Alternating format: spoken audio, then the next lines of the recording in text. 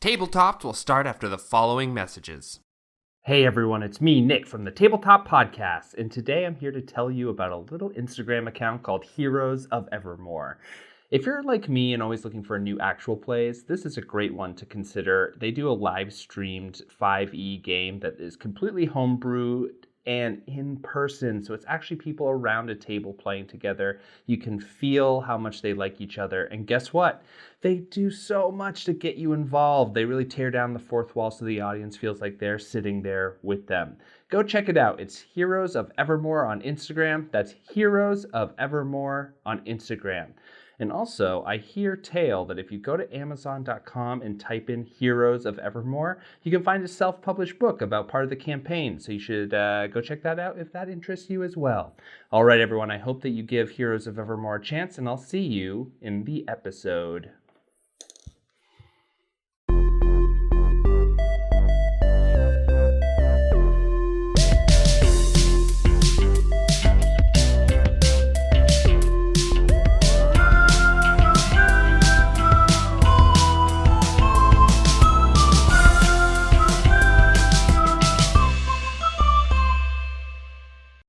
Welcome back to Tabletop's Horror Month in October. Today, we are talking about survival horror versus horror in general. You want to take that one again, bud? No, it's perfect. And today we're talking about survival versus horror with my best friends. Let's go around and tell them who's here. It's your boy Franco.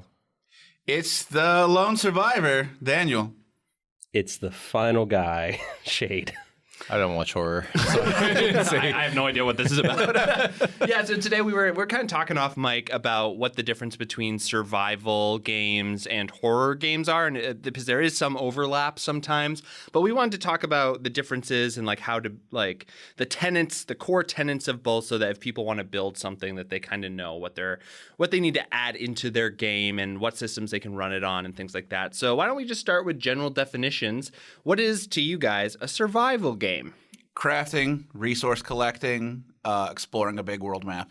Sandboxy. Yeah, and I would say that the threat of death is imminent, personally. Like, that you're trying to survive for a reason. Like, yeah. That.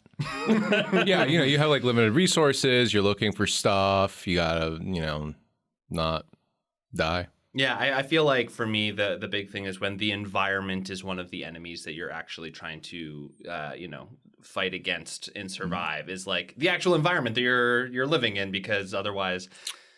Person versus nature. That's one of the 7 great stories. Exactly. So what's a core tenet of a horror game, in your opinion? It gives me nightmares. Okay. I mean... Spooky gives nightmares. Shade, how about you? Dread, obviously, but a factor of an unknown, something that you are certain is around the corner, but you're not really able to see at this moment. Yeah, and for me, I sort of feel like horror has to be, the reason why I think they overlap sometimes is that horror games and experiences need to have a feeling of powerlessness, because that is what generates good horror. If you can just fight the horrible goo monster, then it's just a fighting campaign. But if then it's just fantasy. Yeah, exactly. So I think that like a feeling of powerlessness is also really important to horror stories and games. Okay, so let's start talking about what the differences between these are, because it really does feel like they're kind of distinct, but there's also a survival horror genre in there. There's a very good definition to split up survival and survival horror. Can't wait for this. Here it is. Okay. Does it involve soda? No, not this time. In the settings of Minecraft,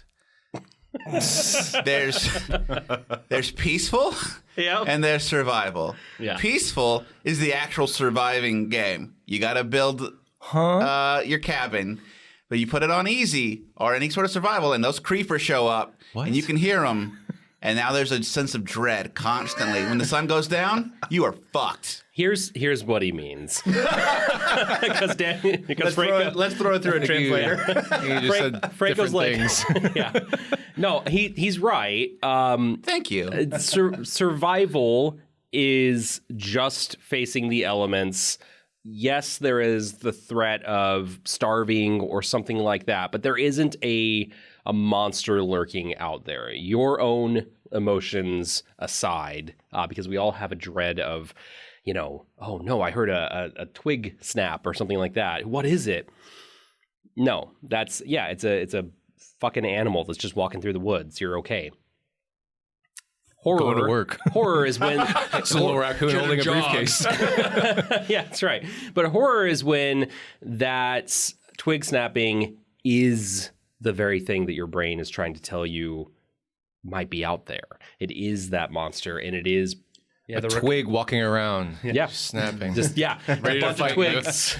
The sharks and the jets. Yeah, exactly. Actually, me and Franco just had this experience today. What? We were commuting in together. It's relevant. Yeah. Stick with me here. Wow, I haven't been able to understand Daniel in the past hour. It's been an hour, right? We were walking to the train together. Yeah. Because we came from the same direction today to this recording. And we were walking by these geese, and I was like, oh, this is fine. That's Just true, don't we step did. in the poop. And he was like, have you ever fought a goose before? And I was like, I've fought a lot of birds, but not a goose specifically. And he was like, well, what would you know? Like, what are the signs that, like, they might be about to attack? I'm like, they'll like ruffle their feathers up and they'll get that hissing sound. And it was great. And it was like, we were just walking through these geese and it was like, no problem. All we had to do was like avoid the poop. And then we heard the hissing from one of the geese and it's like, oh, now there's terror. Yeah. Now we don't know Now what's there's an about to active happen. enemy. Now there's a monster afoot and we don't know what it's going We to had do. to roll initiative, and we decided to flee the encounter. Yeah. Okay. I mean, that was surprisingly relevant. I do appreciate it. Surprisingly. Look, man, you said you had a horror situation. I was just like, what on earth happened on your commute? Surprisingly. There's a surprise shuttle. A goose is a monster. I'm with I you. feel left out of the circle today. So But sorry. that's okay. But a goose is a monster. I just Yeah, didn't know goose is a monster. Yeah, I didn't know what monster you're going to encounter. But I do think that, like, in general, sort of like The Revenant, where it's like a bear coming and attacking you and then you trying to survive the wilds until you can get back to get healed in Ooh, civilization. like the television show Alone. Yeah, or the movie The Revenant. Whatever. Are bears horror? Or Let's get into the bear aspect. No. Okay, No. let's What are we slow talking down about for a today? second. The thing about that is I would still classify that as strictly survival because it is Sure, of yeah. the natural world. I think that horror is when something that defies our like understanding of natural law, which can be a person if like off mic we were talking about serial killer games or whatever, like a survival horror. That is literally somebody who is defying the natural law that we have all kind of decided to share, which is, hey, don't kill each other. What was that PS2 or PS3 game called Manhunt? Does anyone remember that? That's Where a you're- Rockstar game. You're locked in a sort of like a facility, and it's just like, hey, there's all these other serial killers, and you just have to survive your way out. Yeah. Is that survival? Is that horror? I think that is horror because you are literally It's spooky. Yeah, you are put into it is not about you like trying to build a house in a flame and cooking meat so you don't get dysentery. It is you have to That's true. survive a They bunch give you of the cannibals food. or whatever. I don't know. I don't play video games. You guys talk about video games on this show too much. Well, so let's talk about the different types of games because 5e, I would say, is very hard to do horror in. Yeah. But it's easier to do survival in because it has a bunch of mechanics in there Right. that are specifically about survival, like exhaustion. Yeah, exhaustion. I guess it takes 6 levels of exhaustion before anything actually starts happening. I don't know. But as we've learned, that third level really fucks you up. Yeah, but so last night Daniel we did something or whatever, and one of the characters got 3 levels of exhaustion all at once. Yeah. Yeah. But that's not how it normally happens. Right. And so when you get 3 levels of exhaustion, that's not great. But I think that is also never happens. that people are cowards when assigning that people don't tend to like to use those rules, Yeah. right? I just never use Right. exhaustion rules. But I think it's technically if you're up for 12 hours or something and you don't take a rest, you have to take exhaustion. It's or like something every that. 24 hours. Yeah. I will say like in real life. I kind of like the exhaustion rules as they stand. I know 1D&D is looking to maybe change them, although that seems to be crumbling all around us. Another conversation later. But for a survival game, I do think exhaustion plays a huge effect because skill checks are a big part of survival in 5e. And the first thing that goes out the window is disadvantage on skill checks with exhaustion level 1.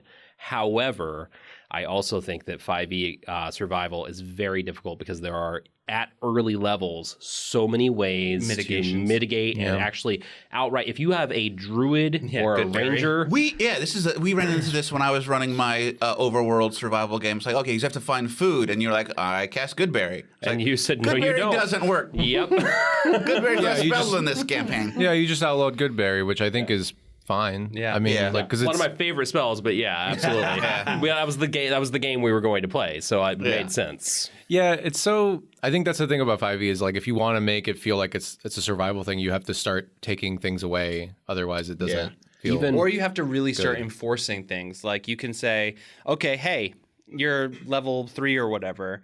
You're trying to build a fire, roll a survival check. It's a survival DC 12, let's say, because you don't, like, you have some of the materials. If you roll an 11, you say you cannot make a fire. And that leads you to like, overnight, it's cold out. You take a point of exhaustion or whatever, like even though it's not 24 hours and you rested or something, Like there are things that you can do to really start. Because I think that the thing about survival games is like the penalization of failure. Like you really have to hit people with consequences that are not very fun, in my opinion, because it's like, hey, you didn't find food, so you go hungry. You got a point of exhaustion or whatever. And that's how I think that the exhaustion can like start building up quicker, and then it becomes more of a thing. Yeah, I think it's just so fiddly because there's so many things that could, like, think about like, okay, it's like, oh, it's been raining all day and now all of your clothes and stuff are waterlogged and all your stuff is waterlogged. Like, what's the mechanical thing that's being imposed on you? There's no rules for that in 5e. What if it's like extremely hot? And it's like, okay, you've just been like sweating all day, but then you find everything that you need to like recuperate or whatever. And it's like, yeah, but it's still really hot. And then, sometimes in the equipment, like you don't have a tent, you don't have a bedroll. And so like, what's the consequences of like sleeping on the ground and stuff like that? Like there is none. Yeah. You just are exposed or whatever. But, somebody's always keeping watch. Okay, roll to keep watch. And then it's like, I don't know. It's just kind of like, there's not a ton of consequences, I guess. We go back to Minecraft. If there's monsters nearby, you can't sleep. You can have all the beds and fires and stuff that you want. But if there's like a monster anywhere within 20 meters, blocks, you got to stay awake. You got to just watch the sunrise. And that makes me feel exhausted. As a player. As a player. Well, Let me skip. Well, I guess there are some rules that say like you can't rest in a dungeon, at all, or long rest in a dungeon at least, because it's like, you can't. It's dangerous in here. Yeah, I feel like people should, when just in general, this is a little bit off topic, but I think when it comes to resting in dungeons, people should just like take dungeons as though they are inside of a monster. Like you can't rest when you're in the stomach of a dragon. You know what I mean? Because it's gonna devour you. Try telling that to your players; they'll still do it. Yeah. We took a long rest in a dungeon last night, and Danny let it happen. Yeah. You guys want to rest? I'm unaware of a rule that says you can't rest in a 5e dungeon. I didn't say about 5e. Okay. It's not 5e. Yeah. But yeah, you're playing like some other games, Right? Yeah. Because I think I was playing The Witcher 3. Like, swear to God. There's a lot of video topped. There's a lot of all these wonderful tabletop games. Witcher 3 does have a tabletop RPG book, so it counts. It's under the umbrella. All right.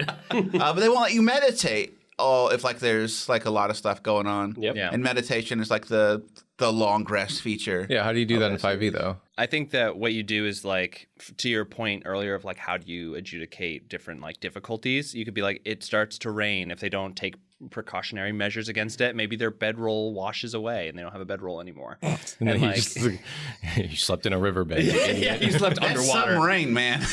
I mean, hey, I have actually camped in those conditions before. Yeah. I'm exaggerating, but they've been bad. I've been in bad camping situations. But I do take the point that 5e does not really lend itself to like an easy running of a game like this. Like in all of our sort of reviews, 5e is sort of the multi-tool. It isn't a specialist tool. Yeah, let's punt it over there, over the horizon. Like, so where would you go if you want to run like a survival game? Is there a set of rules or anything that you're like, super into?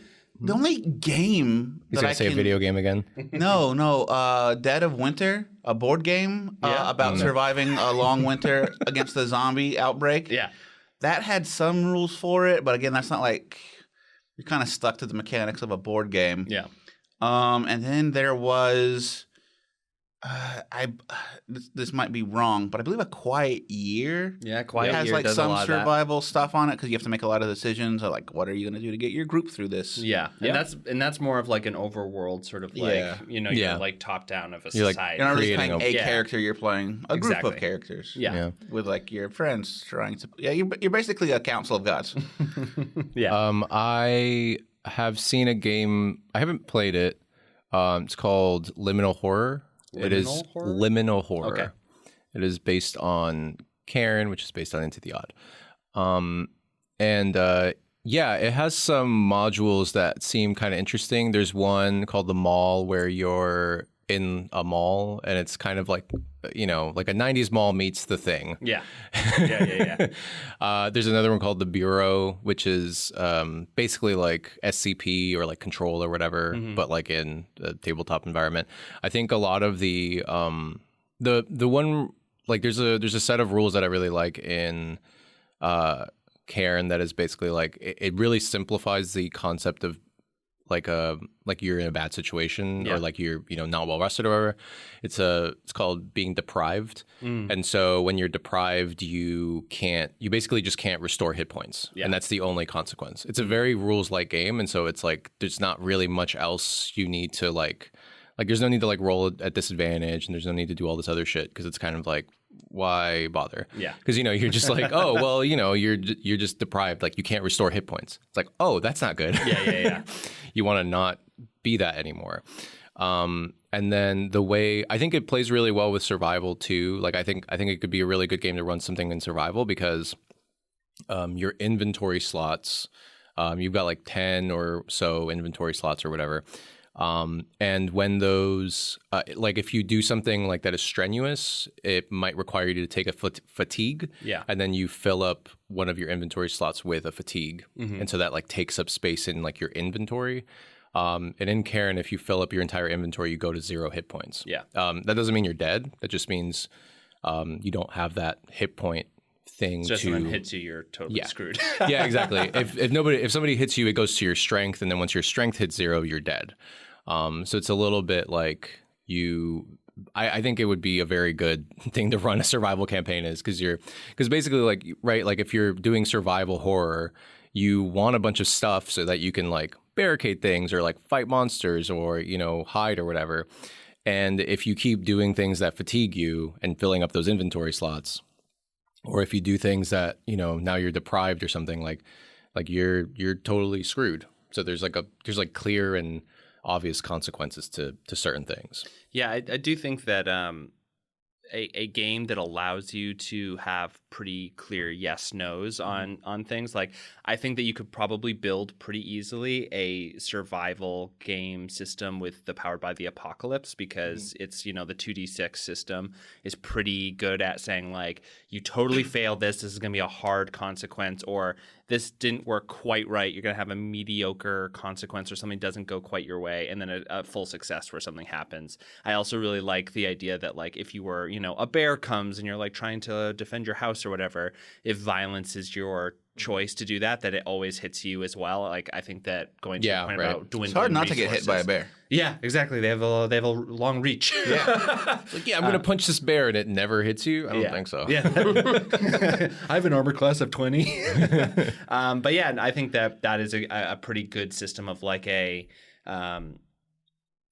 like a pool of resources that are dwindling and that they are dwindling very easily. And it's like actually takes a lot. It almost takes more resources to get resources back than to just like continue to let them dwindle. Got to spend resources to make resources. You know what I'm saying? Yeah, classic.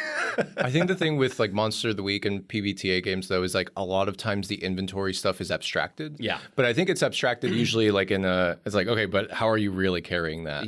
Which is good. So it's a little bit more realistic than 5e where you're just like, it's in my bag of holding. It's in my bag. It's in my backpack. I have last night I played a barbarian goblin and he had like basically like a buster sword. And it's like, that doesn't make any sense. Yeah. Who cares? Very fun. It wasn't survival horror, so it's fine. Yeah. And it's like, that's fine. That's okay.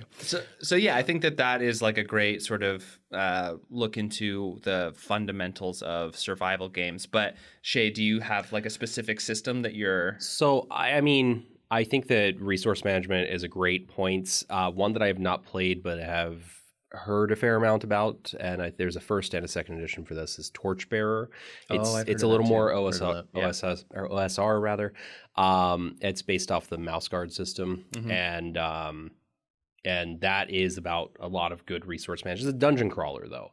Another thing that, and this is where we start to cross over into horror, but I really do think that 10 Candles is a fantastic survival game. It's a survival game that is obviously horror, and... Well, your resources are the 10 Candles. Yeah, exactly.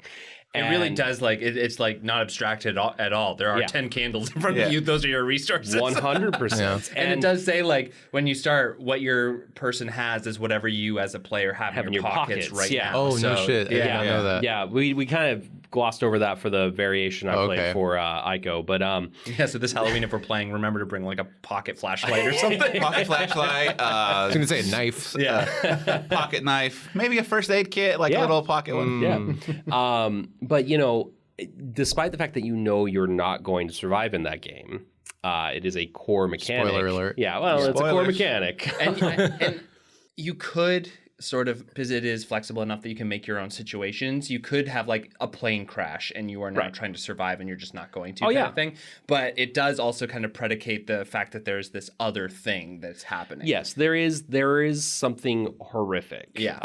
That is the idea, but there is still all of the, like, there's so, especially the early Candles is so focused on the surviving aspect that by the time... That's actually a really good point. It's only until, like, candle number 6 or something that you're probably even going to encounter the thing that you're dealing with. If you're going, and you can tell the story differently. Yeah. But if your GM is pacing it, then it's going to be a while before you really encounter them because they can wait. And I love that.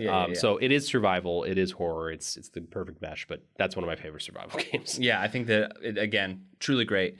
But I think that we really are starting to gear up to get into the horror side and then like where they overlap. So why don't we do that right after these messages? Hey, I'm Brando. And I'm Owen. And we're the hosts of Banter and Such. Each week we get together with the most interesting people that we know and talk about the things that we're generally interested in. Like movies. TV shows. Movies. Nostalgic childhood franchises. Movies. Urban legends. And sometimes movies. So check out Banter and Such anywhere you get podcasts. Banter, ampersand, such. Or banter and then the word and then such. Or just banter and it fills in the rest automatically for you and you just click on it. Either way, it's called Banter and Such. Want to get into some BS with us?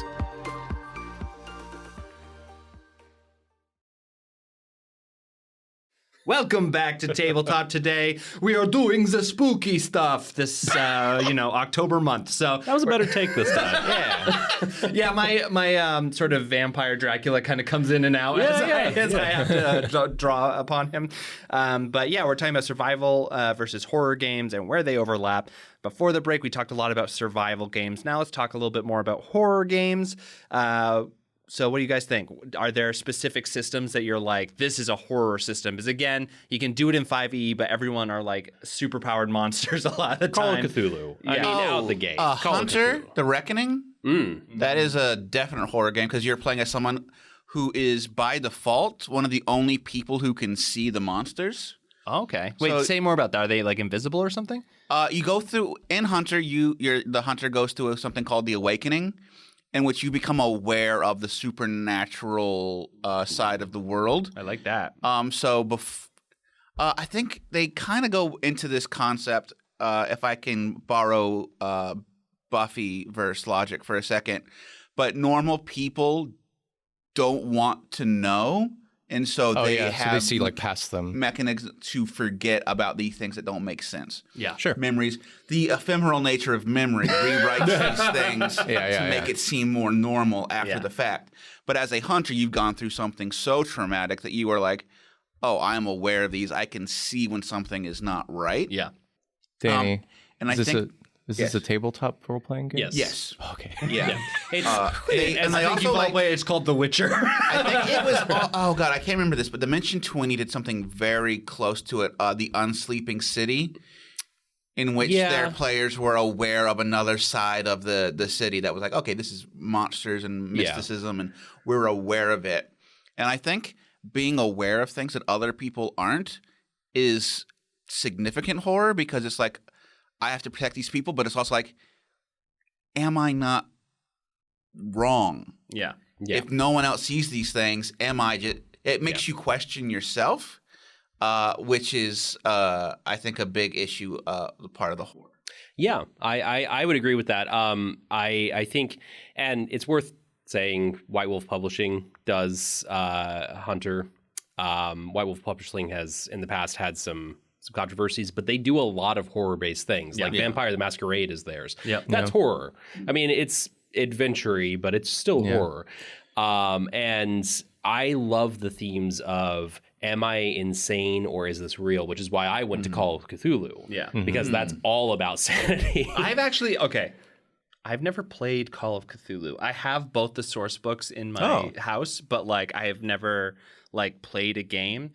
How does it So I assume you've played, but has anyone else played here? A game or two. I had one shot or two. What's the feel of it? Because for me, like the hardest thing about running a horror game is that in most TTRPGs, agency is so easy to get, and I feel like for horror, it's all about taking away agency from the people. Like like in any game you have, it's like way more scary if the monster cannot be fought. You know what I mean? Because then you have to run away a lot. Not to like hit myself at the knees here, but I've always just felt like Call of Cthulhu was like too intellectual for me to really want to play. Because I was like, you got to be aware of a lot more things going on. You're like, everyone in the party are all professors. I don't know if I'm gonna. They all go to Arkham Graduate School. I think so. I've never played Call of Cthulhu, but I think one problem I always have with games like that is just like sanity mechanics as a concept. Yeah, they're kind of fucked up. Yeah, I think they're just kind of weird. Yeah, I agree. Yeah. That's got some problematic stuff. It's also the interesting thing about horror games for me is like,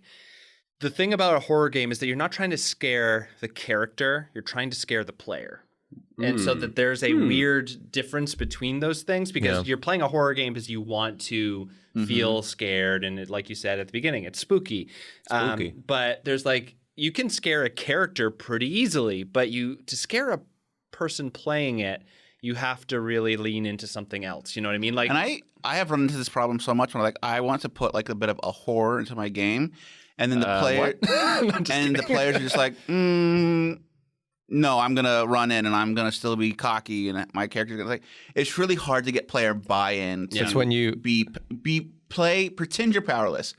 Not what a lot of people show up at a game to do. Well, if you make the characters powerless from the start. Well, that's why whenever in like another episode, so you don't run 5e. I'd say I want to talk about 5e and horror in a second. Sure. The thing that I've always wanted to do, and I was going to do it in 5e so we can talk about it, but like, I think that the way that I have always really wanted to test and see if it works is by making a monster that you can kill, but that when you kill it, it just means that it goes away for a little bit, and then when it comes back, it's even worse. Yeah, and they exist in 5e. Yeah, and the more you kill it, the worse it becomes. So it's like actually disincentivizing you from fighting this thing. It's the Borg. Yeah, exactly. Yeah. Except like I've always loved ghosts because... And that's the only Star Trek reference I will ever make on the show. Never heard of it. The thing about... Never heard of it. Yeah, okay. The thing about ghosts and other kind of like abstracted things is that you can't really... I think that horror comes from the lack of understanding and the lack of agency. Yeah. So if it's like a huge, horrible monster, there's some agency there, especially if you understand what it is. Like a dragon, you're like, okay, it's a big lizard. It has really hard scales. It's like scary, but also not, unknowing and stuff. But if it's like this weird darkness that slowly, as you go down this hallway, all of the lights start going out and you hear footsteps or whatever, it's something that you can't talk to. It's something you can't reason with. It's something that is just like single purposely against you, and that takes a lot of agency away from you. Because like what you say, Franco, is that like you wish that people would try to get out of fights more rather than just try to kill everything in sight. I tried to get out of a fight last night. How did it go? They didn't come with me. But like that's the thing that I'm saying is that like a lot of like bandits or whatever you can kind of talk to, you can run away from and be like, okay, they're bandits. Sure. But if it's something that is you don't understand it, then it becomes way more scary, both as a player and as a character. Here's a question. Yeah, I didn't understand. Does this make the Neverending Story a horror movie? That's absolutely a horror movie. Yeah, the darkness or whatever that's following them. I want to just put it as fantasy adventure, but no, it's horse horror. dying is horror.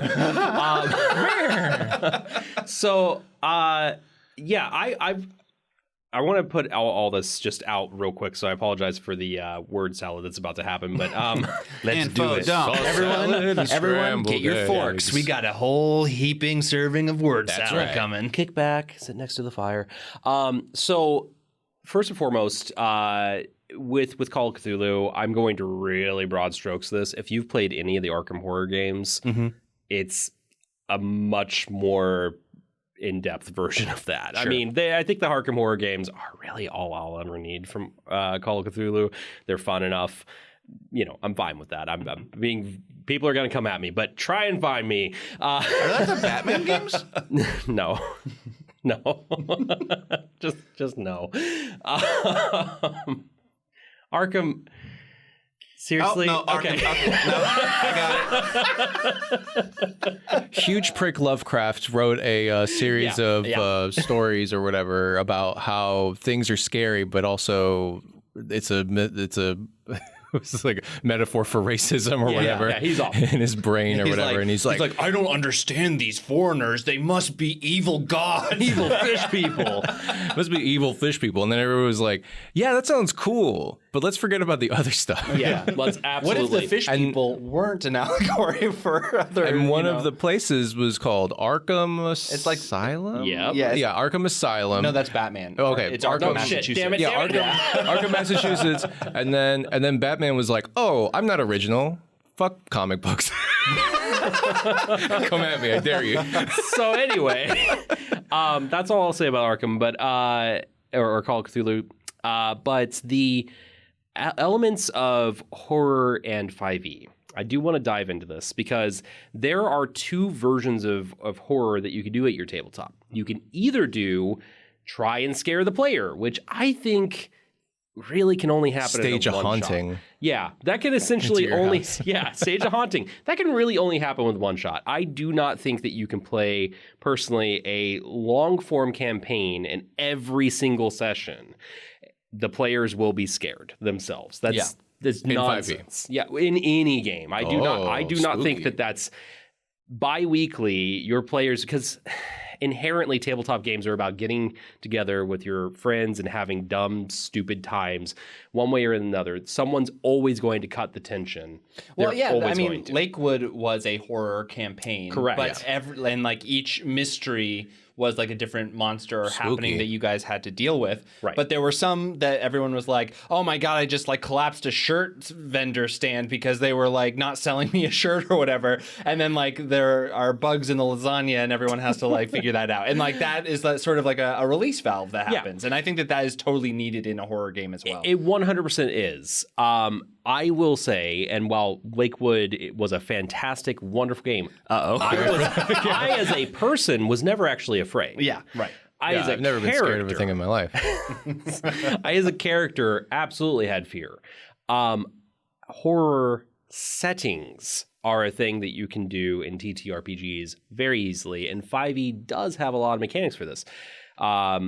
the Curse of Strahd module. Icewind Dale. As Icewind Dale Death House is more is- survival to me, but yeah. But for sure. isn't there like stuff in the snow yeah, that is scary? Yeah. I think yeah. Death House is probably the only scary part about Strahd because you are first level adventurers in a very deadly place. Well, so Proving our point, Franco, we're on the same wavelength. Because like as a first level adventurer, you Everything's scary as shit. Yeah, and like a bandit is scary because you're like, I actually one hit, I'm down, kind of thing. Yeah, because I remember the game that I'm running now, like when they were first level, like a bunch of skeletons fell out of the ceiling because they, released all the skeletons. Because they fucked up. Yeah, they kind of fucked up a little bit. I mean, it's fine. What can you do? They didn't really know what was going to happen.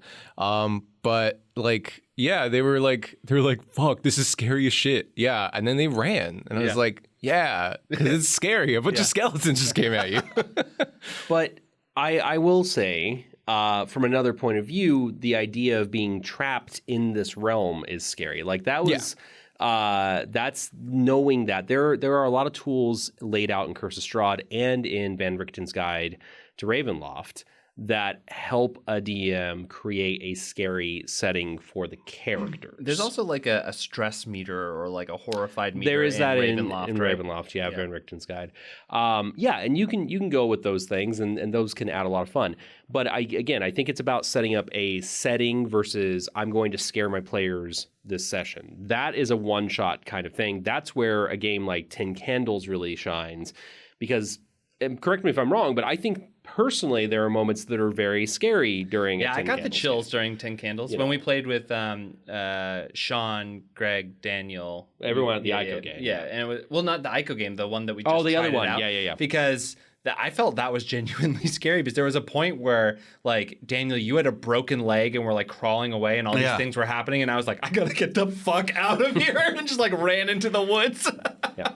And I think I That's so scary. actually upset you at the Ico game because I slammed down a table and you all couldn't see me. And you were like, you're not doing that again. I was like, yeah, I got him. That was really scary. I got him in that moment. Yeah, we were also in a haunted house. Yeah, we were. No, it wasn't haunted. Well, it was a very large house that no one was familiar with, And there which was automatically haunts. Well, it. the night before, everyone was telling ghost stories at my insistence because I don't believe in ghosts. And then I was like, yeah, I still don't believe in ghosts, but that was really scary. And now I'm scared. And you were also like, I don't believe in ghosts, but everyone, let's go check the basement.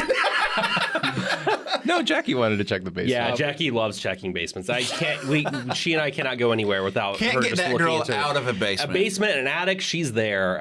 I love her Spooky. so much. My scary person. Yeah, so it, like you were talking about 5e though in general for horror, and you said that there are certain modules, but is there anything else that like really lets you do this in 5e or in all those Spookometer? tools, I mean, yeah, again, there's like, you can a madness meter and things like that. But in all those tools, you've all three hit the nail on the head here in that it's taking away player agency. But another way to put that, I think, is control of the narrative. Because in 5e, there is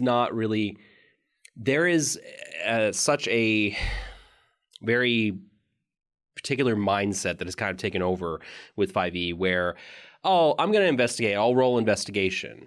No, that's not what a horror game is. You set the precedent at the beginning and you say as the GM, you will want to do things. You will describe what those things are and I will ask you to roll certain things. Like that has to be. And I am going to, at times, inform you that your character feels scared. Sometimes fear, we don't understand it. That's the thing about fear. It's irrational.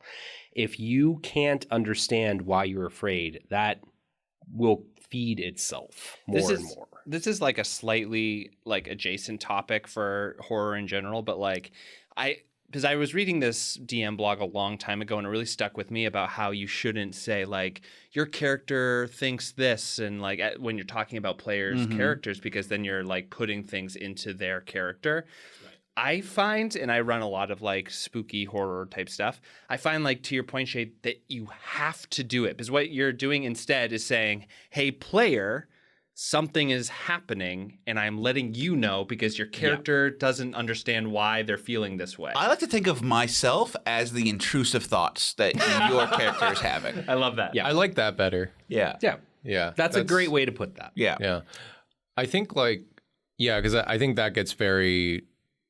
Some people hate that. Yeah. Oh yeah. You know, and it's like no, I wouldn't be scared. I'm like, no, but like something is happening right now that I have to inform you. How else do you want me to inform you? Is like what I usually run into. Yeah. So. I think that's probably different than maybe what other people have encountered, where it's like, oh, you feel this way or you feel that way. It's kind of You like start falling in love with this. yeah. Like I feel like that's different. But I think the thing that you're describing is something that I could get on board with, because it's sort of saying like this.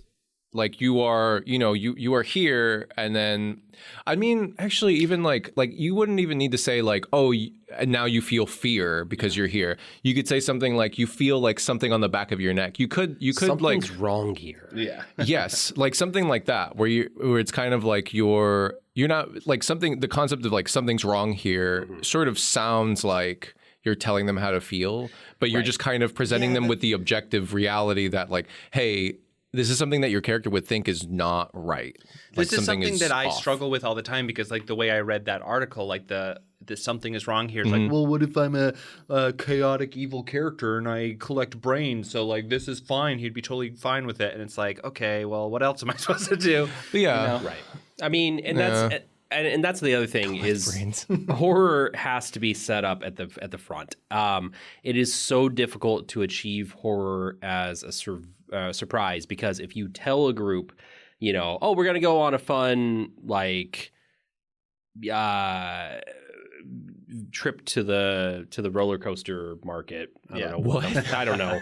I love the roller coaster market. Festival. That's the word that I wanted. But I will say, like, Daniel, and I mean, this is a module, so it's also built into it, but like with Strahd, right? You start kind of as a going to the roller coaster festival. I mean, but like, and I think that's a special exception there. Daniel, you did it masterfully, where it was a surprise. But I think that what helped in that is that all of us, when I said, "Hold on, Daniel, do I know who Strahd is?" And then the realization set around the table, because we all know who the fuck Strahd is as players. The player knowledge helped us in that. But if it was strictly a homebrew or something that none of us were familiar with, there would be horror elements, because of course you can do that. But that immediate moment of, oh shit, this isn't what we were sold, it's not going to happen as easily. Yeah. There's also two things I want to say, Shade, in your games that I have, and I know that they're in the book, but I really enjoy and like as a person get sort of, and I don't know if this is sort of the part of horror that's just the grotesque of it, but like when you have intellect devourers or like oublexes or whatever, those like reach my heart in a way that like most other monsters don't. Because like I remember fighting that guy who was still a person who had his intellect devoured and was like, I don't know what is happening. And like we rolled insight and everything, and he was like on the up and up, but then in the end turned out to be this like horrifying thing. It's like that stuff gets me. Like that is some good shit. I mean, and that's why I will say like 5e has moments and has the tools to give you horror, but at its face, you need to have a lot of preemptive, like this is the game we're going to be playing. And I think that's true for any horror. You have to buy in before you start. Yeah, exactly. So before we start shutting down, I want to talk about where these different genres cross over. The survival horror game, which I'm just going to say right now, 10 Candles, best one ever. I do love 10 Candles. It's not And really I'm still going to vote with Minecraft, but okay. It is not a TTRPG. They have D&D stuff. I guess that's true. They've licensed. They're in the umbrella. But I would like to Right say, next to the like, Rick and Morty stuff. you looked at me with such dead eyes when you said that. But when these things meet, what is the sweet spot of a survival horror campaign? I think the sweet spot for me is the ability to like explore an open map. That could be like a city or a wilderness. You're trying to collect resources to craft things and tools to survive with, while there's sort of an oppressive sort of existential threat that's like ill-defined around you the whole time with like a timer. I think I believe it's called Dead by Daylight or something, where it's a parkour zombie game where you're exploring the city in the day, collecting your tools that you need. Video game. Yes, it is another fucking video game. And then the night comes up and all the zombies come out, and then you gotta run, you gotta find lights. That sounds like Minecraft. Yeah, Minecraft is great. More people should emulate it.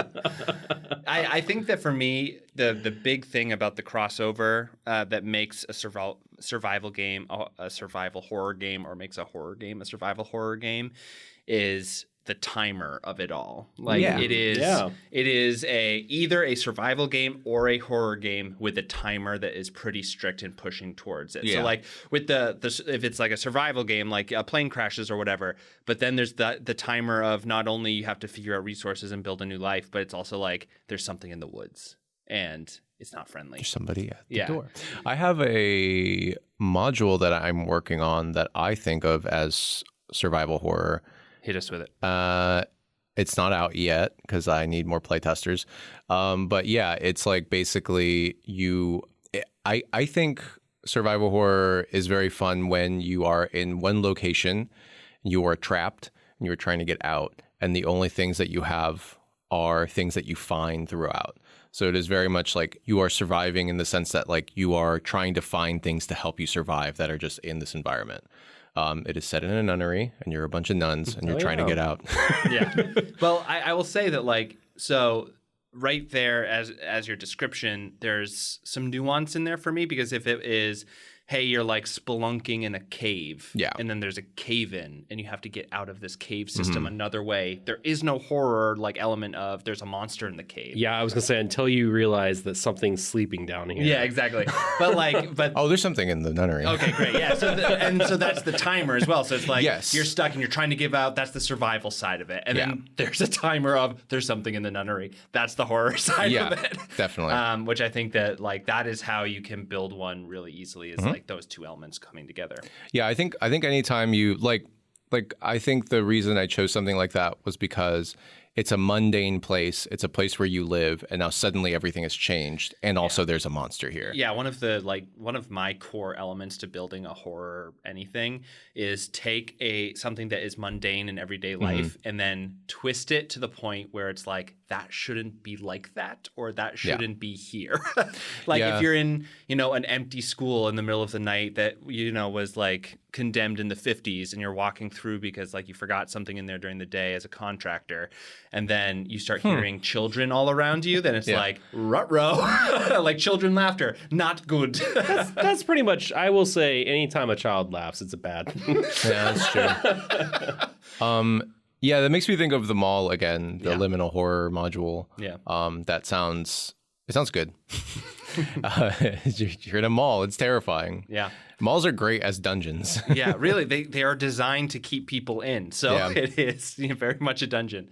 All right. Any final thoughts on survival games, horror games, or the overlap between them? Put a lot of clocks in. Right? Yeah. Ding dong. It's clock time. Put starvation clock, exhaustion clock. A fun way to do a clock too is there is I think it's called the underclock. It's by Goblin Punch, and basically the premise is you have a stack of, I think I conceptualize them as poker chips, a stack of 20 poker chips, and you have every major thing that the players do, or like if they make a noise or something like that, have them roll a d6 and remove that many chips. Yeah. And it's exploding as well. So if you roll a 6, you roll again. Oh, great. And once you run out of chips, something very bad happens. Yeah. Whatever you want. I mean, that's going back to the player versus character thing. Stuff like that can freak players out. Like yes, exactly. Yeah. We talked about the thing that we wanted to build where it was you had a pitcher of water and you would pour the water into a cup, and then that's how far the tide rises while you're in the cave system or whatever. I forgot about that. That stuff can be very fun. That's pretty terrifying. That is terrifying, yeah. All right. Well, Tabletopped in this spooky season is brought to you by the Helios Network. We're part of it. It is a regular network for regular people. If you like our show, maybe you'd like some of the others. Go check out Troubled HQ, which is two very funny women talking about very random and a broad array of subjects. It'll be in the show notes probably, but if not, just type it into your podcatcher. Everyone else, I will see you next Monday for another episode of Spooky Tabletopped. Yeah, the vampire didn't come out. Oh no, I'm scared. All right, everyone, goodbye. Bye. Bye.